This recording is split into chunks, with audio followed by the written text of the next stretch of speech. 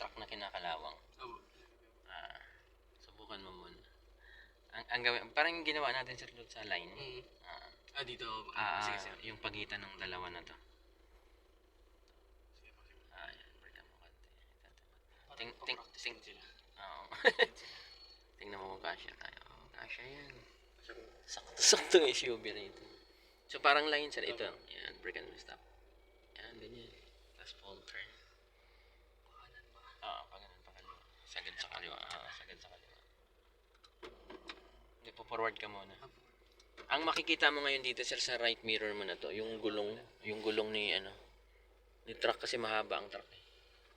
Pero pagka yung sa normal na sasakyan po, ano po yung... Ito, sir, simula dito hanggang doon sa likod. Yung normal na sasakyan. Dito sa may side mirror na to hanggang sa likod. Ayan po, tanaw ko na yung unahan ng sasakyan. Brake ka, sir. Yung ganyan, yung gulong na yun, pag nakita mo yun. Subukan mo full turn. Malalaman mo naman yung pag sumabit eh. Ayan, basta yung truck na yun, sir, hintay mong lumabas na sa kaliwa. Kasi itong right, hindi malabo kasing tamaan mo to eh. Pwede lang dumikit dito. Except lang kung lumayo yung forward. Kaya yung truck na yun, hintay mong lumabas doon ng buo. Kasi pag halimbawa hindi mo yan nakita ng buo, sir, ang option mo dyan is umabante. Kasi medyo may kasikipan tong parking na to.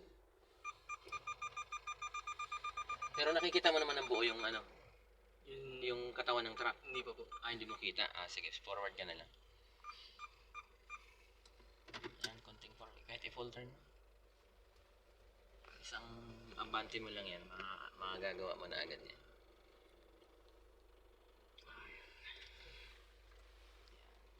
Straight? Hindi. Sagat pa rin po. Oo, kasi tabingi ka pa.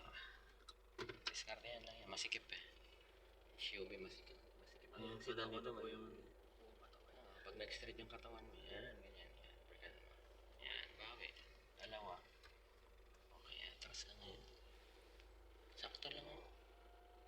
Luwag-luwag pa nga. Ano lang yun, kulang, igas mo siya. Kasi may ano yun eh. Yan o. Yan, break ka mo ulit. Baka dumiretso ka doon sa palengking, walang tao.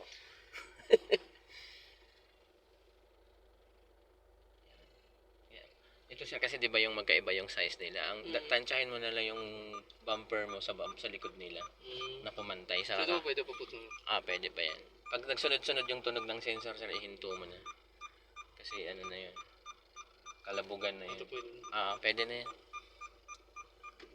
Diba? Tapos natry natin may katabi kasi lang hindi natin kamukha. Ang nga po eh. Kung madali siyang tansyahin, sir. Basta ito lang eh. Ito lang ang makikita mo from side mirror to hanggang sa likod. Pwede ka nang matras no pag yung halimbawa yung sasakyan diyan sa kaliwa. Pag nag-diagonal ka tapos nakita mo siya dito. Basta mawala yung ulo niya, pwede ka nang matras na. Ito kasi yun yung nakita natin, yung gulong na yun dyan. Basta di ba, ang XM. Kaya kinapos siya. Ganun lang ang gawin. Mamaya try natin ulit. Pero mag-try tayo dun sa parallel, sir.